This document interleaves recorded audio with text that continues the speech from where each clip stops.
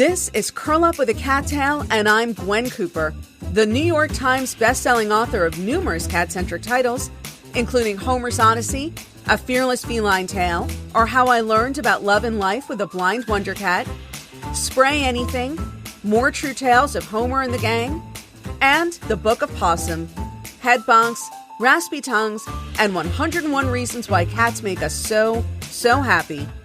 We're here to celebrate all things feline and to tell inspirational cat tales. Let's get started. Hello, and welcome to an all-new episode of Curl Up with a Cattail with Gwen Cooper. I am, of course, Gwen Cooper, your host, and delighted as always to be here with you today, albeit one day late. We are this week a little bit off our usual weekly schedule, and I am about to explain to you why, or it will become clear to you why, when I explain what's going to be happening in today's episode. So we are going to be talking primarily about Ukraine today, and we actually, this is a sort of unprecedented for this podcast, but we have two guests today. Our first guest is Ashley Byrne, and she is with People for the Ethical Treatment of Animals, or PETA. And our second guest is Alexandra Sava, and she is the founder and co-runner of a small family animal rescue organization called Sava's Safe Haven in Romania. And she's both of these people are going to be talking to us about what their respective organizations are doing for animals, for the four-legged refugees of the Ukraine crisis. And it took a little while to actually be able to coordinate these interviews and to get people. Obviously, these are people who are incredibly busy at the moment, as you will hear from our conversations. And so, but I did want to schedule them, and I did want to speak with them this week. I did not want to wait another week before we had them on the podcast, because I do know that many of you are anxious to know what you can do to help the animal refugees of Ukraine. And let me just say right now, as a kind of spoiler alert, I will tell you up front and without any further ado that the best thing right now that you can do if you want to help the animals of Ukraine, if you want to help the families who are trying to evacuate, and remember, as we always say on this podcast, when you help animals, you help people too. So we view this as doing our part to help the families, the men, women, and children of Ukraine. If you want to be a part of this effort, the best thing you can do is to donate money. The three organizations that I would personally recommend, actually four. The first one is People for the Ethical Treatment of Animals, or PETA. The second is the International Fund for Animal Welfare, or IFAW. The third is going to be Sava's Safe Haven. And if you do a Google search for Sava, S as in Sam, A, V as in Victor, A again, Sava's Safe Haven, you will find them pretty easily, and you can donate there. Also, the Cat Cafe in Lviv, and that's L, V as in Victor, I, V as in Victor. And this is actually a cat cafe within Ukraine that is not evacuating. They are staying with their cats. They are also, in addition to the cats who live at the cat cafe, they are taking in neighborhood cats from people who are evacuating and have no place else to go or unable to evacuate with their cats. And so they are staying there, and you can make donations to them online as well. Although part of the difficulty now is not even necessarily just with money. This is within Ukraine, but the inability to get necessary supplies into the region. And that's why assisting the efforts of those who are at work at the border crossings, who are helping refugee families as they cross the borders, again, organizations like PETA, IFAW, and Sava Safe Haven, is so important. One point that I do want to address, by the way, so that nobody ats me with this later, please don't at me, please don't email me angrily. I know that PETA is a controversial organization. I personally do not agree with all of their positions. I know that they are not always friendly or perceived as being friendly toward the no-kill shelter movement, for example, of which I am a staunch supporter and ally. And so we don't always see eye to eye. We sometimes have our disagreements about the best way to serve and care for non-human animals. But I will tell you this, and some of my personal experience with PETA, by the way, we will discuss in my interview with Ashley that's coming up in a little bit. But here's what I will say. If you are looking for a group of people who will literally run into a war zone, who will be willing to run the risk of getting shot, getting blown up, people who will stand in front of a tank, people who you will tell them there are landmines over there and they will run in there anyway, who will do all of these things for the sake of trying to rescue or protect an animal, it's PETA. These people, I believe that the word that Ashley uses during the course of our interview is relentless, and I think it is a good word. Certainly another word would be committed. These are people, I think nobody can doubt how committed they are to protecting animals from the harm that humans would seek to inflict upon them. And so if you are looking for who is going to run into a disaster, who is going to put themselves into harm's way for the sake of rescuing animals, it is definitely PETA. And I will say that PETA Germany right now, their German organization, are primarily the ones who are working at the borders, who are doing the most on-the-ground work to protect animals right now. And technically on paper, that's all happening at border crossings as refugees are crossing borders with animals, unsure, without food for them, without carriers, without supplies, without pet passports, without proof of vaccination. All of this, PETA Germany is helping them feed their animals, care for their animals, sort out what the needs may be in terms of paperwork and figure out where they can go and where they can stay.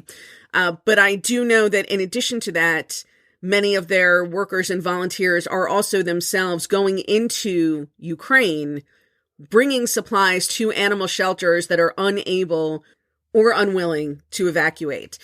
Speaking of which, and again, you will hear both of these interviews, both of my conversations, but something interesting came up in my conversation with Alexandra Sava of Sava Safe Haven in Romania, because she was telling me at one point about her family. And this, by the way, so Sava Safe Haven, because you might notice this on the website, it is typically a dog-only shelter. They're a rescue organization for dogs. But under the current crisis, they are also rescuing cats, taking in cats, caring for cats, helping find either foster homes or homes for families together with their cats. So they are providing the same services for cats as they do for dogs. I just want to be clear, if you go to their website and you only see dogs there, please do not think that I have steered you toward an organization that in this crisis is only assisting dogs. But anyway, Alexandra was telling me about some of the work that they are doing in providing shelter for dogs and cats whose families are not with them at all. Their families, their people are bringing them over the border into Romania and then going back into Ukraine. And I asked her why that would be. And of course, the answer is pretty obvious. And I never claim to be smart. I'm compassionate. I'm more compassionate than intelligent sometimes, because this really did not dawn on me pretty quickly. But the reason, of course, and this is primarily men who are doing this. And the reason for that is that they are going back to fight. They are bringing their dogs and cats to safety over the border. And then they go back to fight themselves. And I have to tell you, and in some cases, and I do want to emphasize, I believe at this point, actually, Romanian men between the ages of 16 and 65 are not allowed to leave the country right now because they either are fighting or may have to fight. But by the same token, I also know that there's, I think, very little conscription at this point, that most of the fighting is being undertaken by volunteer fighters. But I almost had to cut the interview short at that point. And it didn't continue for very long after Alexandra told me this, because I just the thought of these people making sure that their cats and dogs are okay and safe in another country, and then running back, going back to fight in a war themselves. It just struck me as incredibly moving and selfless, and those poor animals who I'm sure they cannot possibly understand what a sacrifice their humans are making, or how much they risked for the sake for their safety, how much those humans have risked for the safety of their feline and canine companions. But I felt I felt very humbled. I was going to say I felt very small, but that doesn't sound right. I felt very humbled in the face of that, in the face of those kinds of life and death decisions having to be made, and having them made and executed with such grace and courage. And then there being an organization like Sava Safe Haven on the other side of that border to understand that sacrifice and to provide care for those animals. One thing that is commonly said, I think among animal lovers, particularly people who work in rescue, we so often see some of the worst things that people do to animals, or just that they do in general. That a lot of us have developed, can have this idea, right? That animals are amazing and people are rotten. And touche, I suppose, especially in the midst of what is going on right now. But I am truly and sincerely of the belief that the number of good people in this world so completely outnumbers the number of bad people. It's really not even close, and it is a shame that it is so much easier to do hurtful, destructive, devastating things. I mean, this is something I always say: a bomb explodes in an instant, whereas it takes an oak tree 100 years to grow to its full height. Acts of destruction are swift and startling, and they capture the imagination and cameras, and whereas works of construction, works of growth, they happen in quietly and in small, out of the way places. And there is so much more coverage of a Putin than there is of the people who are risking their own lives to protect their animals before they go back to fight. But I will say something that I always remind myself of, and even in the midst of the kinds of horrors that we are witnessing right now, is how fortunate we are to how much of the best of human nature is brought out in situations like this, and how fortunate we are, even in the midst of all this ugliness and chaos, to be able to witness it. And we are also lucky in that we are able to support it and contribute to it and be a part of its goodness in that small way. And coming up in a few seconds, we are going to hear from one person, from Ashley Byrne of People for the Ethical Treatment of Animals, who's going to tell us how to do just that. So I'm going to ask you to sit back, get comfortable, and stick around for more Curl Up with a Cattail.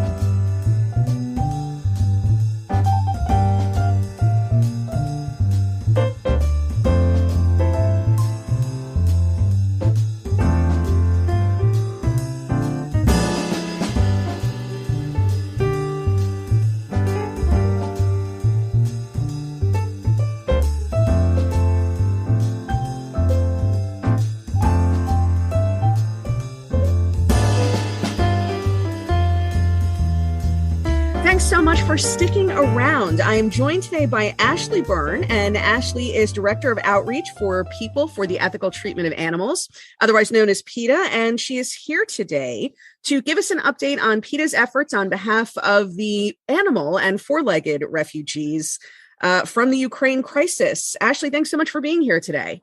Gwen, thank you for having me on. So tell us first, People for the Ethical Treatment of Animals. Obviously, we are all very familiar with some of your protests and the awareness and public service messages that you put out there regarding things like meat and fur and so on and so forth. But this is actually PETA's involvement in a disaster scenario, in a war zone. I know that this is also, in general, something else that PETA does. But why don't you tell us a little bit about what PETA is doing for Ukrainian refugees right now? It is, and that's a good point. I think people do tend to be very aware of our campaigns, of of that type of work. But PETA does send help on the ground anytime we can during disasters, whether it is something like a flood or a hurricane, or in this case, a war, because animals don't wage wars, but along with innocent human civilians, they are often some of the worst affected. And in addition to that, people who have been so traumatized by what's unfolding in their country are traumatized further when they get to the border and, they've worked so hard to stay together with their animals. And then they run into red tape, and difficulty bringing their animals with them into another country, or the food shortages, that are affecting the entire country, make it hard for them to feed their animals. So we have PETA Germany staff, and I believe also, PETA Germany is on the ground providing aid. And then we've been doing other things. For instance, PETA UK has been pushing, for standards to be relaxed in the UK so that it's easier for anyone fleeing the Ukraine and trying to come to the UK to bring their companion animals with them. We're just doing everything we can to help people directly on the ground, and then help, get these restrictions eased so that people can leave with their animals and families can stay together.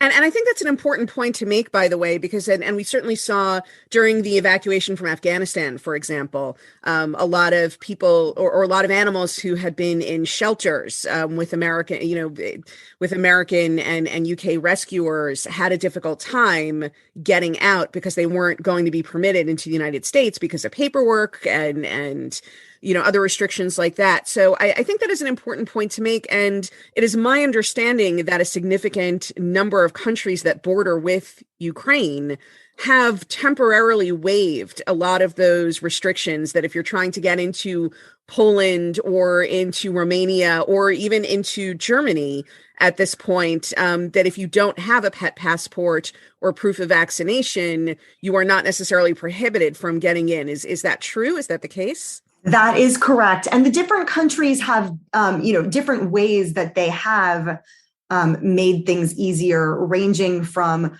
relaxing entry requirements to just having resources at the borders, to administer whatever, vaccines or microchips are required. And PETA UK actually has a page dedicated to keeping information up to date for each country, so that anyone who is fleeing with an animal and needs these resources, can find the information on the country where they're going. So we've been asking people to share that and get it out as widely as possible, so that anyone who needs that information knows it's available. And thank you for pointing that out, by the way. We've also been sharing that information on our social media, but it does bear pointing out that please, we certainly urge everybody, and we have a lot of listeners in the United States, but also throughout the world, to seek out information and share it. It really cannot be shared widely enough. Even if you think you don't know anybody who's personally affected by what's happening in Ukraine, you never know. We're all 6 degrees of separation and so on and so forth. And so just making sure that information is in as many different places as possible is something important that we can all be doing right now. I do want to get back to PETA Germany. You talk about their work on the ground. Why don't you tell us a little bit more specifically about what they are doing at this point? Are refugees from Ukraine coming into Germany, or is PETA Germany going into other countries that border with Ukraine trying to help refugees, or is it both? Well, so it's both, but especially PETA Germany has sent, you help to the borders, along with administering urgent aid to animals and humans who are arriving at the borders exhausted, starving, and often in need of medical attention. PETA Germany has distributed tens of thousands of pounds of dog and cat food, provided blankets and other supplies to animal shelters. Actually, in the Ukraine, they've been crossing the border into Ukraine to provide these supplies to shelters and to people who have stayed behind with their animals and need these supplies. And then they're also providing these resources to people who are arriving at the border with their animals. They're also working with shelters in the Ukraine to bring animals to safety. They're transporting some animals actually, to Germany, where they'll be safe and out of harm's way, and they can be put up for adoption if necessary. They're just doing everything possible, again, including crossing the border and delivering supplies to people and animals directly in Ukraine, and then bringing animals out with them when they leave. So just hands on everything that they can do. And that sounds to me, admittedly a civilian, like it might be a fairly dangerous endeavor for those relief workers and volunteers to be crossing into Ukraine, into a war zone, effectively. They are they're very brave, and they're motivated by kindness, and I think that I think we see this. We've seen this across the board in this situation and in other disaster situations. I mean, we've seen, I think, thanks to social media, we've seen brave people who run shelters staying on the ground in these dangerous, zones so that they can care for their animals. We've seen just individuals carrying, their dogs on their backs for miles. And then we've seen the relief workers putting themselves in harm's way to help. I think that, we really do see people just putting their own interests aside and doing everything they can to help these innocent human and animal victims of this war. And it's certainly a small, encouraging, bright spot in something that is so devastating and tragic. We're going to hear later in this episode from a woman who she and her mom have basically a small family-run animal shelter in Romania near the border with Ukraine. And she was telling me that a lot of men, Ukrainian men, who are themselves not permitted to leave the country, men between, I believe it's the ages 16 and 65, many of them don't want to. They want to stay and fight, but they sort of have to at least be available to stay and fight, whether they want to or not. But that they're seeing a lot of these men bringing their dogs and their cats across the border and then going back, basically leaving them in shelters right on the border, and then going back to Ukraine. So their dogs and cats are safe while they themselves are going back to fight. And I was just wondering if that was something that you were seeing as well, if arrangements were being made in the case of animals whose people were able to get them out, even though they themselves are unable or unwilling to leave. I think that actually is another thing that we're encountering. And even just as of this morning, I mean, our most recent updates are that PETA entities have partnered with a Polish charity called ADA Foundation, and they've set off on their latest rescue mission with 2 large vans and an animal ambulance. And their plan is to bring 80 more animals from Ukraine, from a shelter near the border, like exactly what you're describing, over the border into Poland, where they can be safe and brought to shelters in Poland and either reunited with their families eventually, hopefully, or adopted into new loving homes if they didn't have families in the first place, or if being reunited isn't possible. And I know that in that case, it's the shelter they're being brought to is again just over, it's in Poland, so another border country. But I think that's exactly the sort of thing that you're describing, where even in some cases where people can't leave themselves, they just selflessly want their animals to be safe and to be cared for. And I think that this goes back to the fact that helping, when you help people, when you help animals, you help people. Exactly. This is our philosophy on this show. Just right. So we say exactly. we find a reason to say it literally every episode, and it really cannot be said enough that human disasters are also animal disasters. But the flip side is that when you help animals, you help people too. Exactly. And the thing is, of course, animals deserve to be helped, just regardless. Absolutely. Because of the fact that they feel fear, they feel pain. Because they can suffer, they deserve to be considered in the moral calculus of it all. Right. Absolutely. But when you see how desperate so many people are, to stay together with their animals, to make sure their animals are safe, you also realize how important it is not to add the trauma of being separated from a beloved animal companion, or of not knowing the fate of an animal companion, to add that to everything people have gone through already, is just too much. It's devastating. And so really providing this peace of mind, providing this service is just such an important part of helping these families who are just going through unthinkable tragedy right now. Something, and a lot of my listeners, this is something they already know. On September 11th, I lived 3 blocks from the World Trade Center in a high-rise apartment with my 3 cats.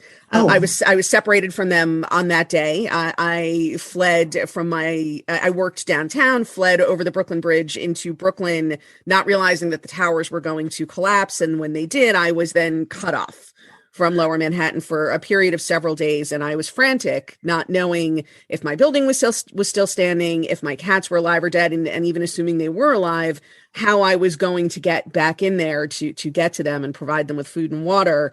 And I do remember that PETA was there. You guys were running a sort of initial clearinghouse for information. I called to give my name and the name of my building. And actually the person who answered the phone recognized my name and the name of my building because my pet sitter was trying to get into my building, was trying to get into downtown. He had a signed agreement with me that in the event of an emergency, he had access to my apartment and he was going to try to, but put us together, and working together with him and other people made it easier to get in. So this is something that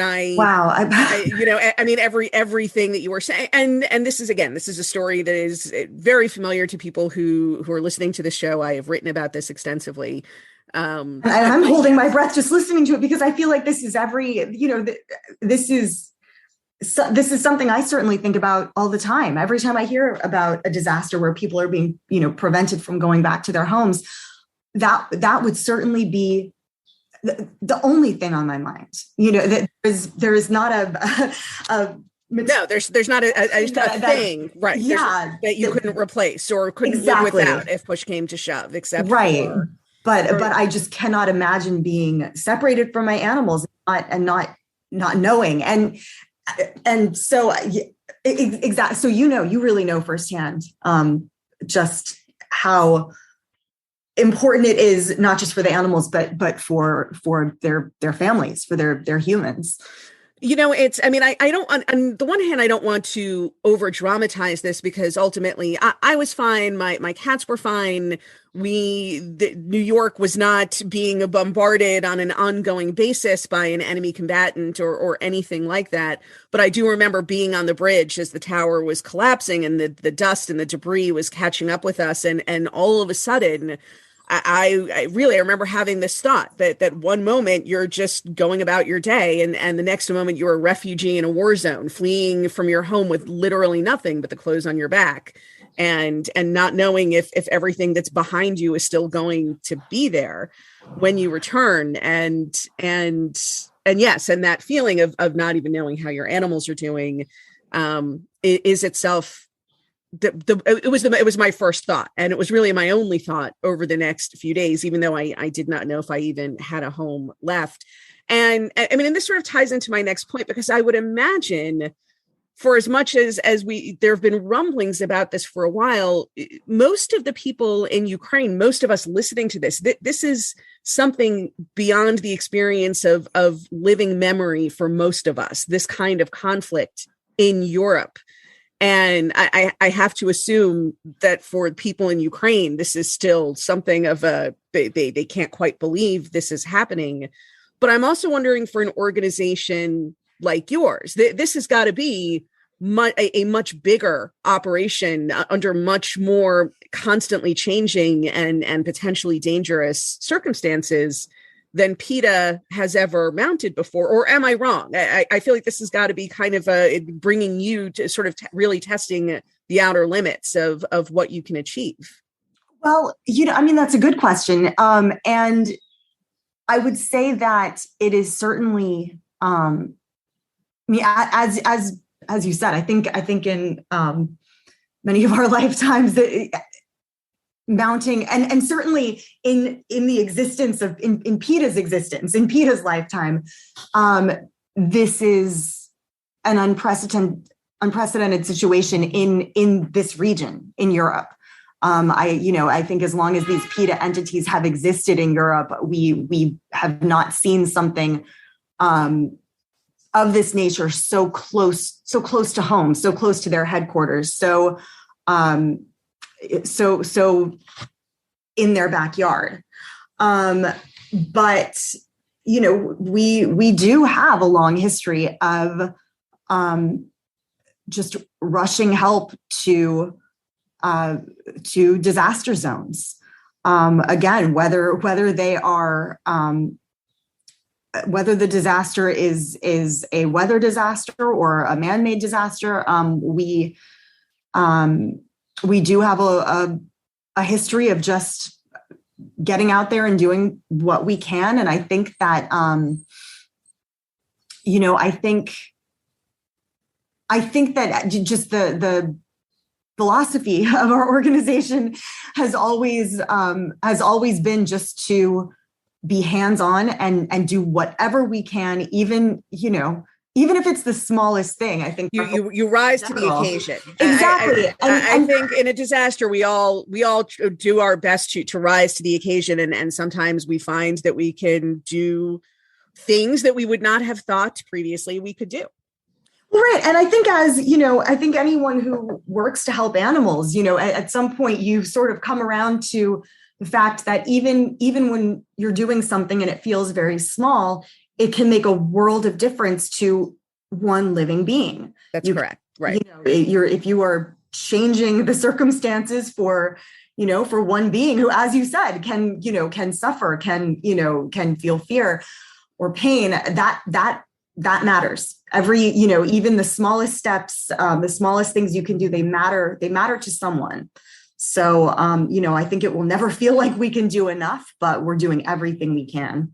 Well, and with that in mind, obviously, everybody listening who wants to help can certainly donate money to an organization like yours. And I'm going to let you tell us in just a moment how to do that. But is there anything else aside from donating money to PETA or to an animal shelter that's on the ground? Is there anything else that we can be doing right now? Yes, people can, keep an eye out for updates on, on PETA's social media about different government officials who need to be contacted and politely urged to loosen restrictions for animals coming into their countries. Again, people can keep sharing information as it becomes available that is, useful for people who are affected by this war and who need information about where they can go and what to expect when they get there. And as you say, people can donate. People can donate to organizations doing work on the ground, including PETA. We have a global compassion fund that people can donate to that helps animals around the world in situations like these, and that is that is the fund that's supporting the work that PETA Germany is doing in Ukraine right now, I think that people should not underestimate the effect it has. Again, with urging government officials to do the right thing.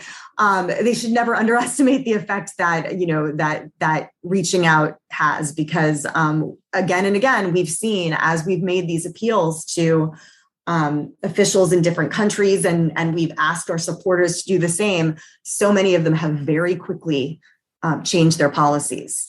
So, that can make a world of difference to animals and their people. I think in fairness, a lot of times it's just not what politicians are thinking about, especially in the moment of a crisis occurring. It's not that they're unwilling. It's just that it's not top of mind at that particular moment. Sure. Absolutely. I think that's true. And I think, but I think that as the individual stories of people become more available to us, thanks to social media, and that sort of thing, in more recent disasters, I think there's so much more awareness of how much it affects people to have resources to help their animals. I mean, I think it's becoming more of a focus because we're actually able to see how much it matters to individual families. I would just also take a moment to say, we're talking about something right now happening, we're in the US, this is happening overseas. I think it's important to remember that, disasters can happen right here in our own backyard. We are seeing, we have all kinds of weather disasters that happen, and we're seeing them happening, more often and, with greater impact. We urge everyone to have a plan, to have an emergency plan that includes their animals. Because as you said, I mean, with 9/11, and obviously you're not always going to be in a position, where you are poised to execute that plan. But right.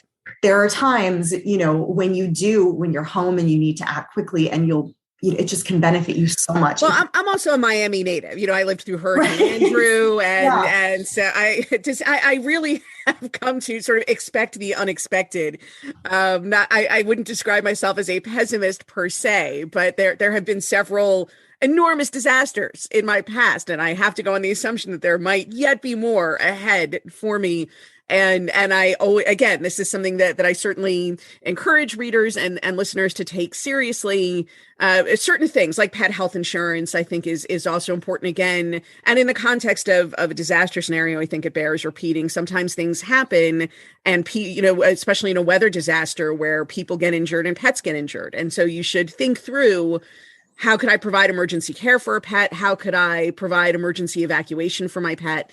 How am I going to get the animals that I care for to safety, or get them through a disastrous or difficult situation with the resources I have at hand? And I think it's something that's always good to be mindful of, and to kind of have your mental checklist ready to go. Right. Yeah. Even just having extra food, extra food on hand and medication in case you have to leave and you can't get it. Absolutely. Exactly. So, that's something, it's something to think about when ahead of time, when you don't need to be thinking about it. Right. Well, that is the time to get your go bag. I've had a go bag now for 20 years, really, ever since September. Running for my life without even a change of underwear has, sort of impressed upon me the importance of having a little bag someplace that has your important documents and several days change of clothes and a few cans of food and whatever medication, some backups that you or the cats or dogs may be taking at any given time. It doesn't hurt to just have it in the closet, and you refresh every so often, and it's just good to know. Exactly. And then you have the peace of mind. Yeah. Right. That's exactly. So I'm going to ask you if people want to donate to this compassion fund, the PETA compassion fund that you mentioned, or if they want to keep up. I know that you guys have been posting some individual stories about individual cats and dogs who are being rescued, who are being brought to safety through your efforts. And so if people want to follow those stories, get additional information that they can share to their own social media accounts, if they want to donate to this compassion fund, how can they go about doing so? They can go to PETA.org, and there will be different tabs on the website where they can learn about the Global Compassion Fund and donate. They can go to the PETA UK and PETA Germany pages to read more specific and up to date, up to the moment information about PETA Germany's operations on the ground. And as you said, about, some individual stories, about some of the animals that they are helping. And I know that we are posting regular updates on social media as well. Well, Ashley, thank you so much for taking time to speak with us today and for everything that PETA is doing for the people and animals of Ukraine. Thank you so much for having me on, Gwen, and for covering this topic that's just on all of our minds right now. And that was Ashley Byrne from People for the Ethical Treatment of Animals.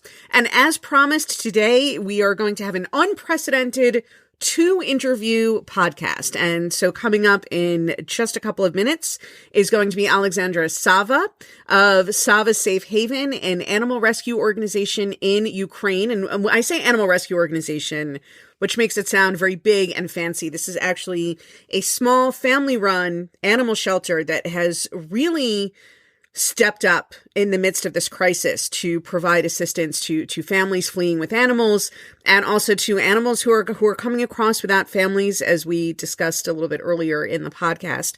And so you are going to hear from Alexandra.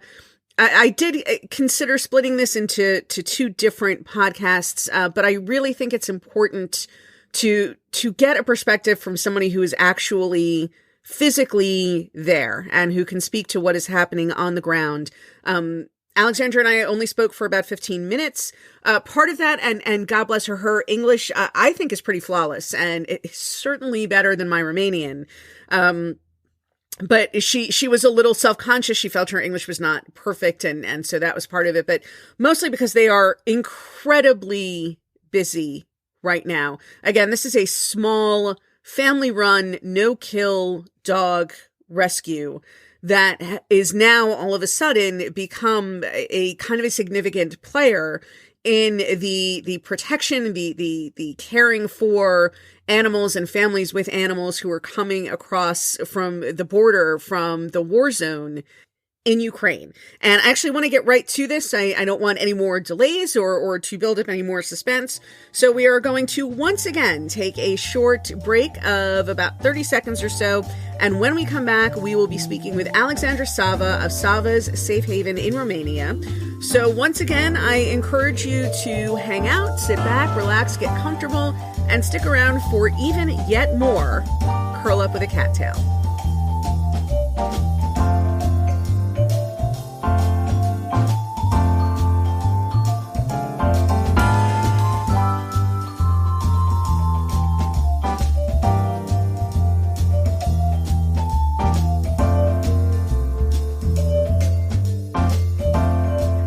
so much for sticking around. I am today delighted to welcome to our podcast Alexandra Sava. She is from Sava's Safe Haven in Galat, Romania. And Sava Safe Haven is an animal rescue organization that right now is providing assistance to Ukrainian refugees who are trying to flee the violence with their pets. Alexandra, thank you so much for being here with us today. Thank you so much for inviting me. So tell us, I guess, what is going on? What does a typical day look like for you right now? Well, I have so much to do every day because I'm still working in a shelter. I have 200 animals in the shelter, and I'm still working in the local customs because Galați is close to 3 local customs that receive many refugee people from Ukraine. So after the shelter work, I'm going to the customs, and I'm greeting all the people that travel with their animals. So you are actually meeting people at customs as they are fleeing. You are actually going to meet them at customs. Do they know that you are coming, or are they just kind of looking around hoping that somebody will tell them what to do with their animals?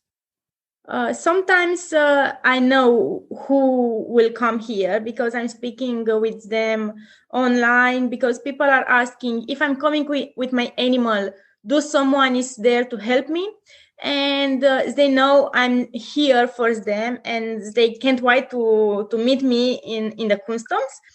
And sometimes they don't know what is going here, so they are very surprised to see that they receive many help for their animals.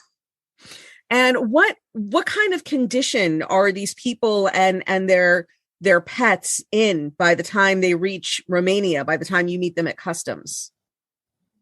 They come here very afraid, and they are very confused because they know what will go on with them. And after I release their animal, they get help from the authorities with shelter, but sometimes their animals can't stay there. So here I'm doing to offer shelter to that animals, but also to offer help toward documents, because most of the animals that came here are not having passports or don't have vaccination. So here I am to help them. So you are actually are these animals staying in your shelter while they get their shots and their paperwork, their passports, while all of that gets together? Yes, if the family don't have a place to live with their dogs or cat, yes, they can stay in the shelter. And so are you providing, in addition to that, supplies and resources maybe for refugees who don't need to leave their animals with you, but who still don't know how or where to get food for them and things like that? Exactly, is there in the customs. I set up a place where I bring many accessories for animals, like crates for transport, food, bowls, collars, and everything is necessary for an animal to travel, but also to survive for next period. So you meet people at customs, refugees who are fleeing with their animals. You help them with supplies and paperwork if that's what they need, or if they need a place for their animal to stay, you're providing that. Exactly. This is what I'm doing now. And this is not what your small, and by the way, you can learn more about Sava Safe Haven online at savasafehaven.com. And it's pretty easy to find on the internet. And so this is not what your shelter was originally designed to do, obviously. Yes, the shelter, it's a family shelter, and it's very small. There are only 4 people working for it, so it's very difficult to share beton shelter and the customs, but you make them, like today I'm going to the shelter and my mother is going to the customs, and you just try to make everything together so you can help in both ways. So I guess you and your mom are not sleeping very much these days. Oh my God, since 1 week or so, I can no longer sleep because I get so many messages from people from Ukraine that are asking me to organize a transport shelter for them and their animals. So it's very difficult to sleep in these days. But people must be so relieved to hear from you and to know that there is a resource for them once they make it over the border. Yes, they are very happy to get help here. Maybe it's not a lot, but they are very happy and surprised that Romanian people are even thinking of their animals, not only them. You like to think that animal people all over the world, people who love animals, no matter what country they are in, understand other people who also love their animals and want to help. Yeah, it's difficult to know. Everyone is confused of what's going on, and here people are a little. I'm like suspicious. Like really, I'm getting help, and really, you are getting help for my animals, not only mine.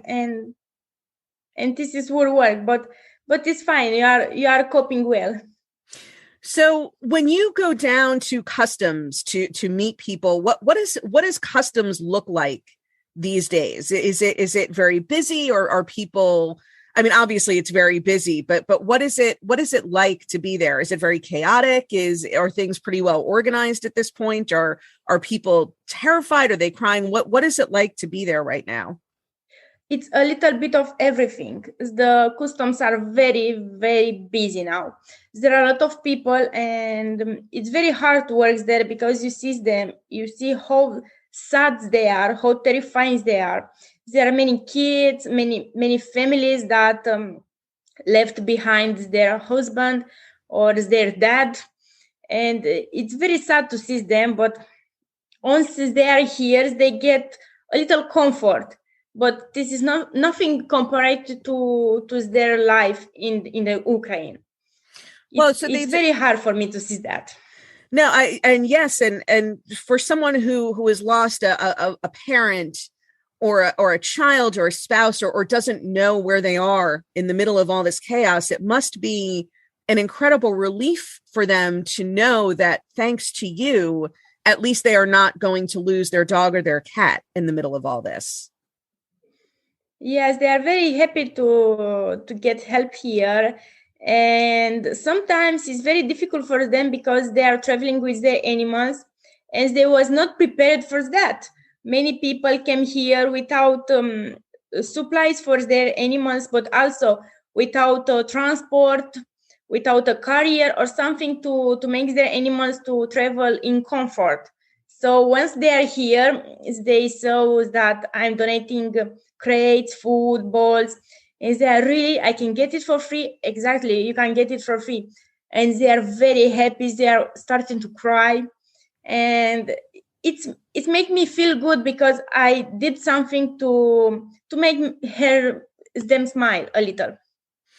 I have only 2 questions left for you. My first question is, this is exhausting and expensive and difficult and maybe even a little bit dangerous, the work that you are doing right now. So why are you doing it?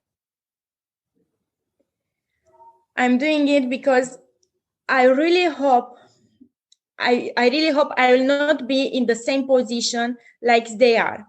And if I will one day be, I really hope that someone will help me like I'm doing to help them. That is exactly the right answer, by the way. That is why you do it. And my other question is, so for people listening, people here in the United States or in other parts of Western Europe, for people listening to this show who want to help you help the refugees, what can they do? How can they help Sava's Family Haven right now? There are so many ways that people can help.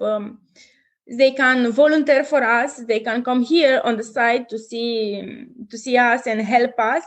They can join us on social media, because on social media there are so many people that work now together to raise funds for us to get what is necessary for the shelter, but also for this project to help Ukrainian animals. They can join us in your fundraising, because now artists from England are making a huge fundraising event where they sell artistic paints and something, and everything will go toward our animal shelter. So basically, people can follow you on social media. If they are in a position to do so, they can actually come to you in Romania to volunteer and help with the animals. But most importantly, they can send you money. The money is still the most important thing, right? If people here want to help, they can send money, and that would be the best help you could get right now, I'm guessing. This is the best ways now, because from your state, it's difficult to send aid like food, like things for animals. So the best way would be maybe visiting us to volunteer, or just donate towards the cost of the everything here. Right. So rather than sending you blankets or food, they should send you money, and then you can buy blankets and food and things like that. Exactly. Well, that's great. Is there anything that I haven't thought to ask that you would want to tell people about what you're doing, what you're seeing, or how they can help you? Maybe I should tell to the people that for the moment, our shelter is not giving for adoption Ukrainian animals, because there are so many people worldwide that are asking to adopt dogs from Ukraine. Oh, that's a good point. Yes. This is difficult right now, because unfortunately shelters in the Ukraine are still there. Animals are still there. Only dogs with owners came in Romania or Poland or other countries, because this animal can travel with their owners. But unfortunately, shelters and their terms are still there. These people need help, but this is impossible right now. So the animals who are staying with you right now from Ukraine, they have families already that they will hopefully be reunited with at some point. So you're not looking to find new families for them right now. Exactly. Is that animals have owners? Some of them have owners in Ukraine, and they gave us the dogs to watch them during the war, because they cannot keep them in the Ukraine right now because it's risky. Usually are men that are asking us to do that. But also here they have owners. I have a little number of Ukrainian dogs that are waiting for homes. But if people really want to give a home to a dog, they must check our website, because I have a lot of dogs that are looking for homes, and they are Romanian, but they deserve to. They are just as loving as the Ukrainian dogs. But this is interesting. So you have dogs and cats coming to you whose owners are still in Ukraine, and they have sent their animals to safety out of the country. Why would somebody stay in a dangerous situation but send their pet someplace else? How about the men of that country, because they cannot they want to outside. Fight. They want to stay and fight, but they don't want to risk their pets' lives. Right. They are forced to stay there. They cannot go outside. All the men between 18 and 65, I think, they cannot travel outside. And they wanted to make sure the animals are safe, because you never know what happened in a war. You never know if you come home next day or something. So they really wanted to make sure their animals are safe. So this is why they come to the customs. They gave us the dogs and the cats, and after that they crying and left back in their country. This is very sad. So they are staying to fight, and Exactly. They are sending their animals to safety out of the country. That is, I am finding myself in tears as I think about that. That is remarkable, and bless you for taking care of those animals and for relieving the at least one anxiety that those people have to stay in a war zone, or to want to stay in a war zone so you can fight for your country. at least to have the peace of mind of knowing that your beloved animal companion is safe outside of that. That is an incredible thing that you are doing for those people. I really hope that at the end of the war, I can reunite that animals with their owners. I really hope that. I really, really hope you can too. Thank you, Alexandra. Thank you for being here. Thank you for taking, I know you have so little time to yourself, so thank you for taking some of it to talk to us, and thank you for what you are doing right now. Thank you so much. Thank you so much for inviting me, and thank you so much for making this podcast to tell the people what is going on here.